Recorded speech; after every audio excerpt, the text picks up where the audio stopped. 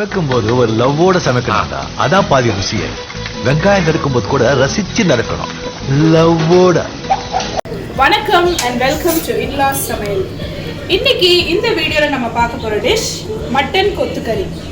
இது செய்யறதுக்கு என்னென்ன இன்கிரியன்ஸ் தேவை, இதை எப்படி ரெடி பண்றதுன்னு பார்க்கலாம் வாங்க. வணக்கம்ங்க. இந்த மட்டன் கொத்துக்கறி செய்கிறதுக்கு நான் வந்து ஒரு 1/4 கிலோ மட்டன் எடுத்து நம்ம கடையிலே கொத்தி வாங்கிட்டு வரணும். நான் முழுசாக வாங்கிட்டு வந்ததுனால மிக்சி ஜாரில் போட்டு இந்த மாதிரி பொடி பண்ணி வச்சுருக்கிறேன். நீங்கள் முழுசாக வாங்கிட்டு வந்தால் மிக்சி ஜாரில் போட்டு இந்த மாதிரி அரைச்சி வச்சுக்கோங்க. அதுக்கு 2 தக்காளி கட் பண்ணி வச்சுருக்கிறேன் பொடிசாக. கடைசியில் சேர்த்துக்கிறதுக்கு மல்லித்தலை, தாளிக்க கருவேப்பிலை.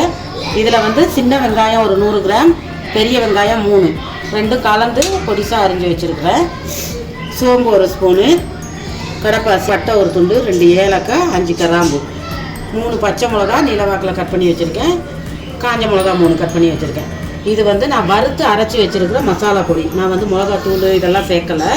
இதில் வந்து ஒரு 6 வரமிளகா, 2 ஸ்பூன் மிளகு, 2 ஸ்பூன் ஜீரகம், மல்லி ஒரு 2 ஸ்பூன், இவ்வளவும் நல்லா அடுப்பில் வறுத்துட்டு பட்டை ஒரு துண்டு, ஏலக்காய், கிராம்பு எல்லாம் போட்டு வறுத்து இதை பொடி பண்ணி வச்சுருக்கிறேன். இந்த மாதிரி போட்டு செஞ்சால் டேஸ்ட்டு நல்லாயிருக்கும். வாங்க இதை எப்படி செய்கிறதுன்ற பார்க்கலாம். இப்போ ஒரு சின்ன குக்கர் ஒன்று அடுப்பில் வச்சுட்டேன். அதில் வந்து நான் இந்த கரண்டியில் 2 கரண்டி எண்ணெய் சேர்த்துருக்கேன். இப்போ உங்களுக்கு தேவைன்னா நெய் கொஞ்சமாக சேர்த்துக்கலாம். நான் கொஞ்சம் கடைசியில் நெய் கொஞ்சம் ஆட் பண்ணிக்க போகிறேன்.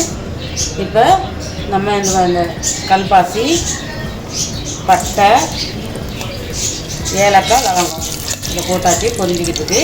அதுலேயே இந்த 1 ஸ்பூன் சோம்பு, பச்சை மிளகா, காஞ்ச மிளகா போட்டு பொடி வைக்கலாம். அப்புறமா இந்த பொடியை அரைஞ்சி வச்சுருக்க கருவேப்பிலை,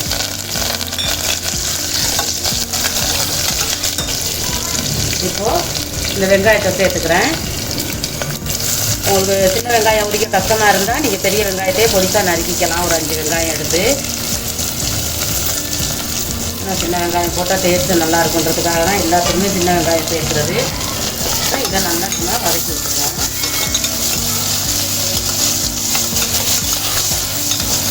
வதங்குறதுக்கு கொஞ்சம் உப்பு சேர்த்துக்குவோம். வந்து 1 ஸ்பூன் உப்பு,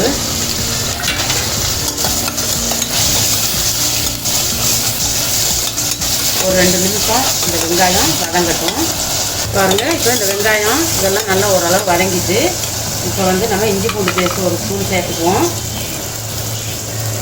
1 ஸ்பூன் இஞ்சி பூண்டு பேஸ்ட்டு போட்டுட்டு 1/2 ஸ்பூன் மஞ்சள் தூள் எல்லாம் ஒன்றா நல்லா மிக்ஸ் பண்ணிடுவோம். இந்த மாதிரி மிக்ஸ் பண்ணி வச்சுட்டு இப்போ கட் பண்ணி வச்சுருக்கிறோம் இந்த தக்காளியை சேர்த்துக்குவோம். சேர்த்து இதையும் நல்லா கிண்டி விட்டுருவோம். இதெல்லாம் நல்லா கலர் மாதிரி வர்ற வரைக்கும்.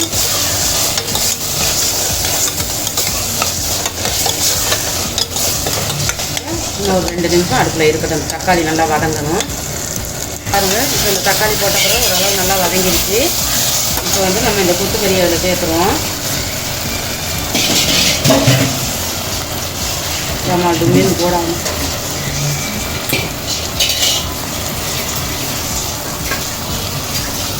சேர்த்து இதையும் நல்லா இப்படி இது மசாலா, இந்த வெங்காயம், தக்காளி இதெல்லாம் நல்லா திரண்டி வர்ற அளவுக்கு கிண்டி விட்டுருவோம். இஞ்சி பூண்டு இதெல்லாம் நல்லா இதிலே சாரணும்.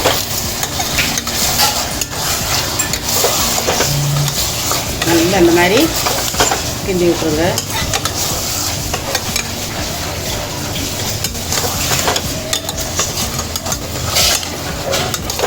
பாருங்கள், இப்போ நம்ம கிண்டிக்கிட்டு இருக்கும்போதே அந்த மட்டனில் உள்ள தண்ணியை விட்டுட்டு வருது.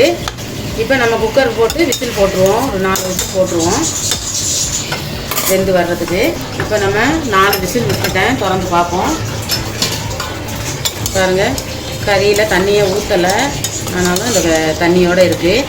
இந்த தண்ணி வற்றுறதுக்கு கொஞ்சம் நேரம் நம்ம அப்படியே அடுப்பு பற்ற வச்சுருவோம்.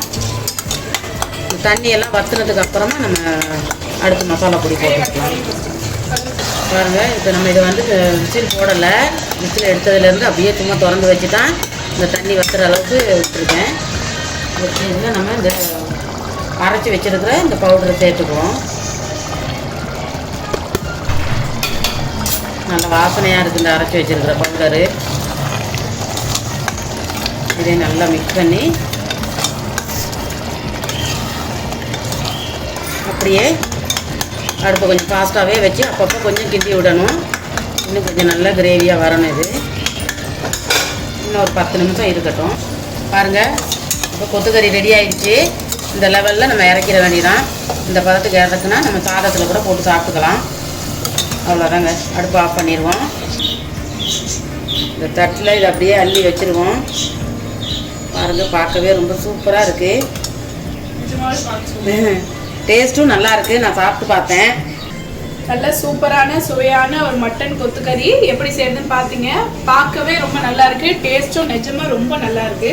நிச்சயமா இதை ட்ரை பண்ணி பாருங்க. ஒரு சண்டே ஸ்பெஷல்ல உங்க வீட்டில் இருக்க எல்லாருமே விரும்பி சாப்பிடுவாங்க. அடுத்தடுத்த வீடியோஸ்லாம் நல்ல நல்ல வீடியோஸாக வரப்போகுது. அதனால கண்டிப்பாக தொடர்ந்து எங்கள் சேனலுக்கு சப்ஸ்கிரைப் பண்ணுங்க. அடுத்த ஒரு நல்ல வீடியோட உங்களை சந்திக்கிறோம். பாய்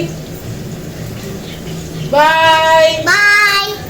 சமைக்கும் போது ஒரு லவ்வோட சமைக்கணும்டா. அதான் பாதி ருசியே. வெங்காயம் நறுக்கும் போது கூட ரசிச்சு நறுக்கணும். லவ்வோட.